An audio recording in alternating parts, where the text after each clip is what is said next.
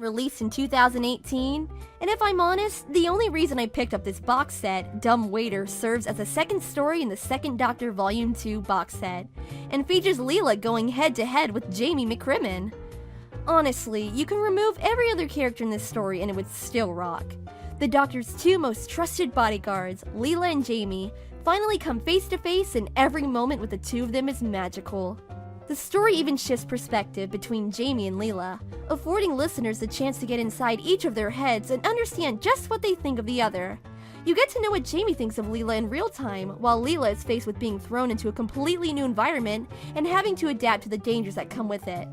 This is also a fantastic spin-on introducing the companion to the mythos that is regeneration. There is a fantastic sequence early on from Leela's point of view, which is so descriptive, so fast-paced, that it easily stands as the highlight of the story. I could go on and on about how awesome Leela and Jamie are, but there is more to cover, so moving on.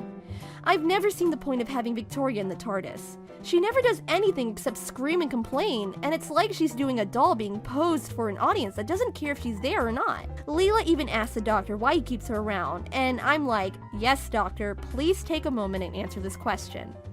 Victoria is perhaps one of the very few characters in the classical era that have remained virtually unredeemed by Big Finish, existing as a nuisance in most of her stories. The same is true here, which begs the question of why the story couldn't have been set during the Doctor and Jamie's brief adventures alone, since now we have to include Victoria in the proceedings, but not give her anything to do. Perhaps as a saving grace, Victoria's presence in this story is so minimal that you can't really lodge a complaint.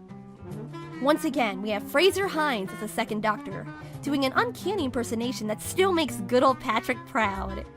Jameson is doing double duty this time, playing a partygoer whom the Doctor and Victoria meet.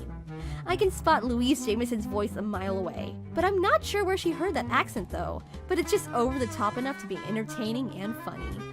This story is a bit of an odd duck, a garden party with gliding monsters, or not monsters posing as waiters, or not posing as waiters.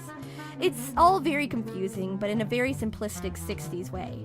For the most part, it's back to basics given this team we're dealing with, but I was pleasantly surprised at the big twist, which I was maybe too relaxed to pick up on, so I will give the story credit where it's due. It's good, and it works and makes you re-examine things upon other listens.